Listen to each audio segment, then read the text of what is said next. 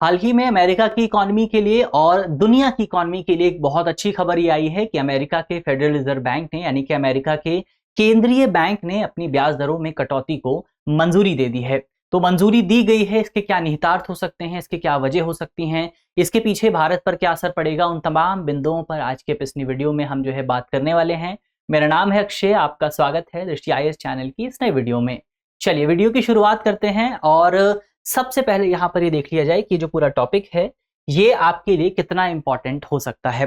तो ये जो पूरा टॉपिक है आपके यूपीएससी एग्जाम के लिए, आपके IAS एग्जाम के लिए इंपॉर्टेंट है और जीएस पेपर 3 से आप इसको जोड़ सकते हैं। इंडियन इकोनॉमी का सेगमेंट है, सेंट्रल बैंक से आप इसको जोड़ करके देख सकते हैं। और अगर आपको याद हो, अगर आपने 2024 का क्वेश्चन पेपर देखा है तो 2024 के क्वेश्चन पेपर में बेसिकली आपका यूपीएससी ने ऐसा ही एक सवाल पूछा था, जहां पर पूछा गया था कि अगर अमेरिका का फेडरल रिजर्व बैंक अपनी ब्याज दरों में कटौती करता है तो भारत पर उसका क्या असर हो सकता है। तो इन तमाम बिंदुओं पर ये जो पूरा टॉपिक है आपका, ये बहुत इंपॉर्टेंट होता है आपके एग्जाम के लिहाज से। और अगर आपको इकोनॉमी पसंद है, अगर आप अर्थव्यवस्था पर नजर रखना पसंद करते हैं, तो भी आपको इस पूरे टॉपिक में खासा मजा आने वाला है। चलिए यहां पर वीडियो की शुरुआत करते हैं और सबसे पहले एक बार खबर को देख लिया जाए।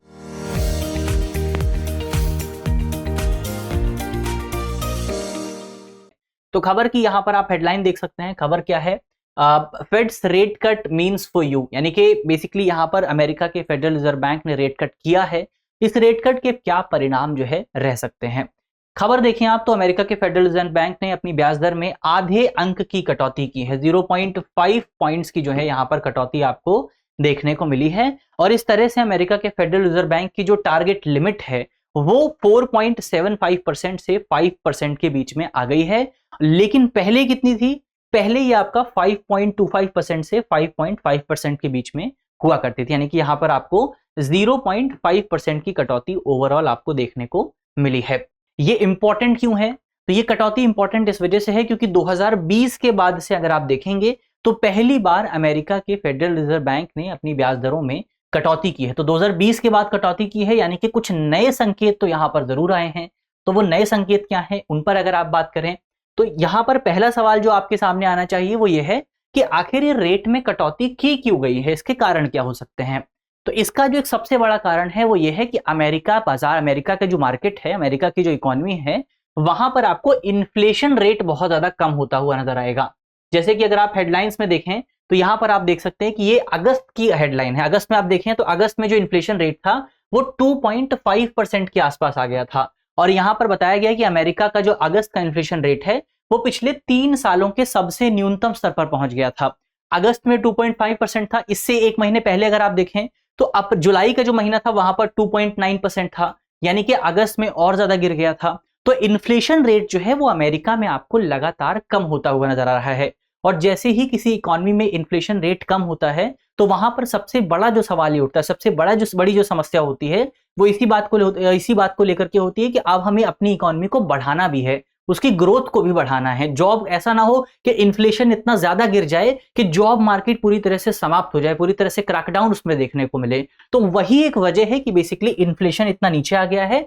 तो बेसिकली इन्फ्लेशन वो अमेरिका में अपने टारगेट के करीब आ गया है। ऐसे में अमेरिका का जो फेडरल रिजर्व बैंक है वो अर्थव्यवस्था को धीमी होने से बचाना चाहता है। इसका मतलब यह है कि बेसिकली आप इसको ऐसे समझिए कि जब किसी इकोनॉमी में इन्फ्लेशन कम होता है, यानी कि इन्फ्लेशन कम होने का क्या मतलब है? इन्फ्लेशन कम होने का मतलब यह है कि लोग यहां पर खर्च कम कर रहे हैं। अगर लोग खर्च कम करेंगे तो यहां पर इकोनॉमी भी आपकी स्लो हो जाएगी।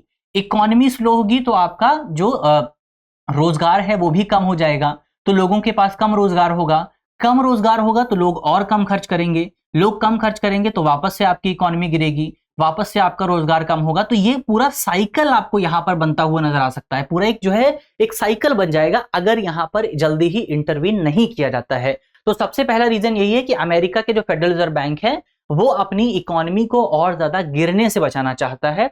इसके माध्यम से बेसिकली आपका जब रेट में कटौती की जाएगी तो इसका परिणाम क्या रहेगा?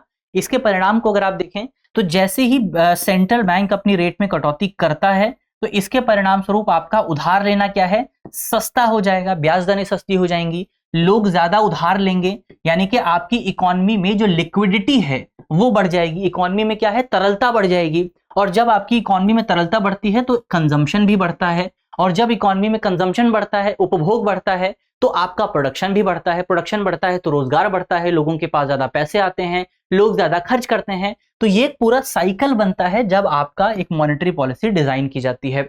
इसी को ध्यान में रखते हुए बेसिकली यहां पर आप कह सकते हैं कि डिसीजन लिया गया है कि अब हम अपनी रेट में कटौती करेंगे।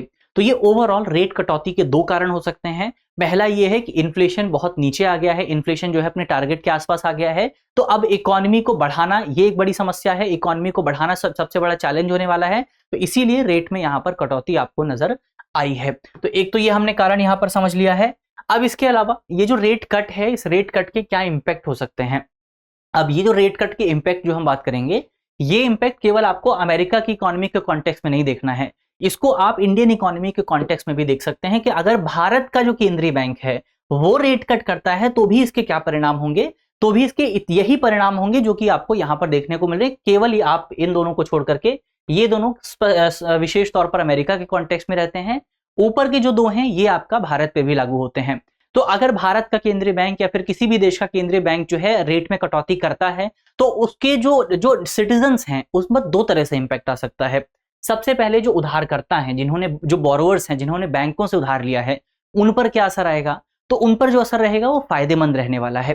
क्यों फायदेमंद रहेगा, इससे उनको लाभ होगा क्योंकि उनकी उधार की जो लागत है वो लागत कम हो जाएगी, उधार का जो ब्याज है, ब्याज दर जो है वो आपको कम होता हुआ नजर आ सकता है। यानी कि अगर आप मोर्टगेज लेते हैं, इसका मतलब ये होता है अगर आप रियल एस्टेट के लिए कोई लोन लेते हैं, यानी कि घर खरीदने के लिए कोई लोन लेते हैं, या फिर आप जो है कोई लैंड खरीदने के लिए, प्लॉट खरीदने के लिए लोन लेते हैं, तो आपको जो ब्याज देना पड़ता है, या फिर आप कोई ऑटोमोबाइल लोन लेते हैं, कार खरीदने के लिए लोन लेते हैं, या आप क्रेडिट कार्ड लेते हैं, तो यहां पर आपको जो ब्याज देना पड़ता है, जो इंटरेस्ट देना पड़ता है, वो इंटरेस्ट आपका कम हो जाएगा। तो ये ग्राहकों के लिए फायदेमंद होता है।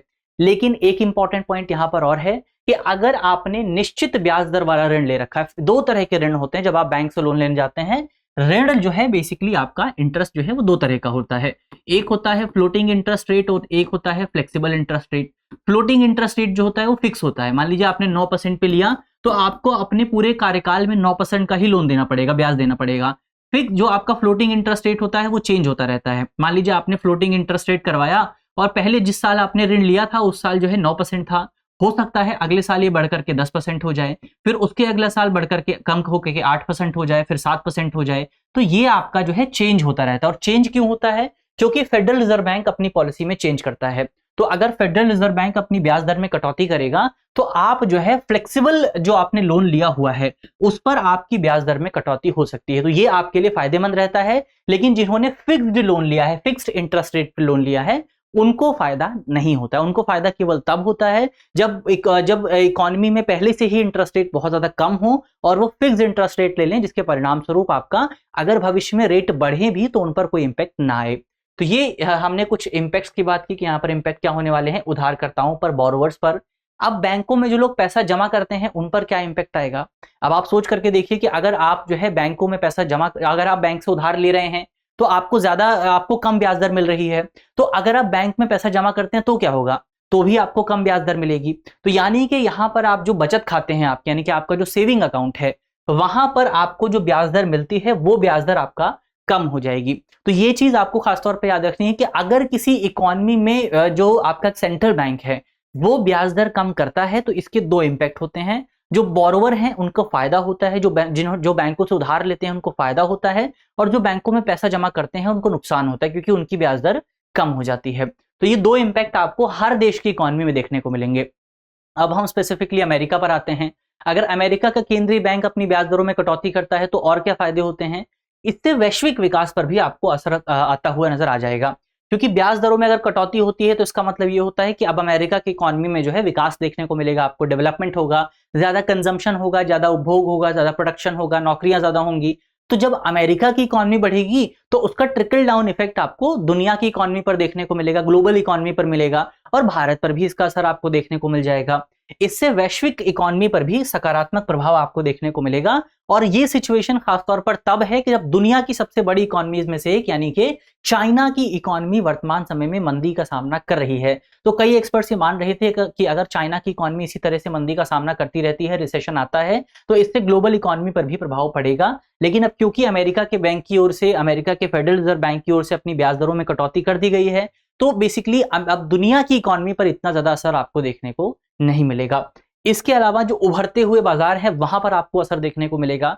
आपको कैरी ट्रेड का फॉर्मूला अगर याद हो, कैरी ट्रेड पर हमने एक बार पहले बात की थी, तो कैरी ट्रेड का जो फॉर्मूला है वहां पर आपको थोड़ा सा फायदा जो है देखने को मिल सकता है। तो भारत में आपको ज्यादा इन्वेस्टमेंट, ज्यादा एफडीआई देखने को मिलेगा। कैसे देखने को मिलेगा, तो इस पर हमने पहले भी बात की थी, अगर आपको याद हो तो जब येन कैरी ट्रेड का मामला आया था तब हमने इस पर डिस्कशन किया था कि होता क्या है कि एक अमेरिका है, एक बेसिकली आपका भारत है। यहां पर आपका ब्याज दर क्या है, ब्याज दर कम हो गई है, 5% के आसपास आ गई है। भारत में ब्याज दर है आपका 6% के आसपास। यानी कि अगर भारत से आप उधार लेते हैं भारतीय बाजार में तो भी आपको जो है ज्यादा ब्याज देना पड़ेगा, और अगर आप भारत में पैसे जमा करते हैं तो भी आपको ज्यादा ब्याज मिलेगा। अब इसी तरह से आप जो कैरी ट्रेड वाले इन्वेस्टर्स होते हैं वो क्या करते हैं कि अमेरिकी बाजार से जो है पैसे उधार लेंगे, उनको 5% की दर से ब्याज मिल जाएगा, 5% उनको देना पड़ेगा और उसको भारत में आकर के इन्वेस्ट कर देंगे। तो इससे उनको फायदा होता है। यहाँ पर इस डिफरेंस जो आ रहा है, इस डिफरेंस से वो जो है फायदा कमाते हैं। तो भारत में आपको ज्यादा इन्वेस्टमेंट जो है इस डिसीजन की वजह से देखने को मिल सकती है। तो ये कुछ फायदे हुए जो कि हमने यहाँ पर समझे कि रेट कट के क्या इंपैक्ट आ सकते हैं। अब भारत के लिए निहितार्थों की अगर आप बात करें तो सबसे पहला सवाल भारत के कॉन्टेक्स्ट में ये उठता है कि क्या भारत की इकोनॉमी पर आपको बहुत बड़ा प्रभाव देखने को मिलेगा या प्रभाव आएगा। तो सबसे पहली बात यह है कि प्रभाव आएगा, इस बात से आप इंकार नहीं कर सकते हैं, लेकिन बहुत व्यापक प्रभाव आने की संभावना नहीं है, बहुत बड़ा इंपैक्ट आने की संभावना नहीं है।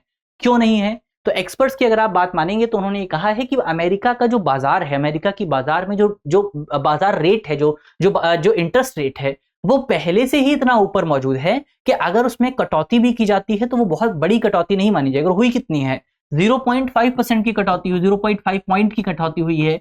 ये कोई बहुत बड़ी कटौती तो नहीं मानी जा सकती है। तो अमेरिका में अभी भी जो ब्याज दर है वो काफी ज्यादा बनी हुई है। तो इससे भारत की इकोनॉमी पर बहुत खास असर आपको देखने को नहीं मिलने वाला है।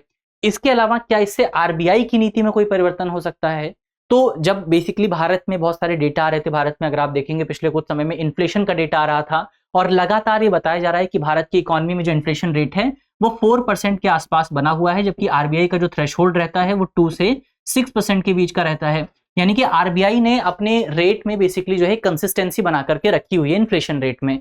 तो ये बेसिकली माना जा रहा था कि आरबीआई दिसंबर के आसपास आरबीआई भी जो है अपने रेट में कटौती कर सकता है, लेकिन दिसंबर से पहले आरबीआई की जो बैठक है वो अक्टूबर में आयोजित होगी। 6 से 9 के बीच में जो है मॉनेटरी पॉलिसी कमेटी की बैठक होने वाली है। तो उम्मीद है कि दिसंबर में तो होगा ही, लेकिन अगर सिचुएशन बेहतर रहती है, अगर मामला अच्छा रहता है तो अक्टूबर 2024 में आपको भारत में आरबीआई की ओर से रेट कट की अनाउंसमेंट देखने को मिल सकती है। तो ये कुछ यहां पर भारत पे असर की हमने बात की। अब अंत में आपके लिए एक सवाल है जिसका जवाब आपको कमेंट बॉक्स में देना है कि फेडरल रिजर्व बैंक ब्याज दर में कटौती के बाद जो है किस फाइनेंशियल प्रोडक्ट की दर में तत्काल परिवर्तन आपको देखने को मिलता है। यानी कि अगर फेडरल रिजर्व बैंक अपनी ब्याज दर में कटौती करता है तो किस पर इंपैक्ट आपको सबसे ज्यादा देखने को मिलेगा, सबसे बेहतर इंपैक्ट मिलेगा। ऑप्शन ए है निश्चित दर वाले ऑटो ऋण, यानी कि fixed rate mobile loan. Fixed rate आप कह सकते, फिक्स्ड रेट ऑटोमोबाइल लोन, यानी कि कार के लिए अगर आप लोन लेते हैं और फिक्स्ड रेट पर लेते हैं। Option A. Option B saving account, option C credit card, या फिर ऑप्शन डी निश्चित दर मॉर्टगेज। तो इसका सही जवाब क्या होगा वो जल्दी से आपको कमेंट बॉक्स में बताना है कि किस पर ज्यादा असर जो है वो आपको देखने को मिल सकता है। मुझे उम्मीद है कि इस वीडियो में हमने जितने इंपॉर्टेंट पॉइंट्स पर बात की है वो पॉइंट्स आपको समझ में आए होंगे। और अगर वीडियो अच्छी लगी है तो वीडियो को लाइक कीजिएगा, शेयर कीजिएगा और अपने साथियों को इस पूरे प्रोग्राम के बारे में जरूर बताइएगा। मिलते हैं आपसे अगले वीडियो में, तब तक के लिए अपना ख्याल रखिए, ध्यान रखिए, पढ़ते रहिए। धन्यवाद। डियर व्यूअर्स, अपने एग्जाम की तैयारी को और बेहतर करने के लिए हमारे चैनल को लाइक, शेयर और सब्सक्राइब करना न भूलें।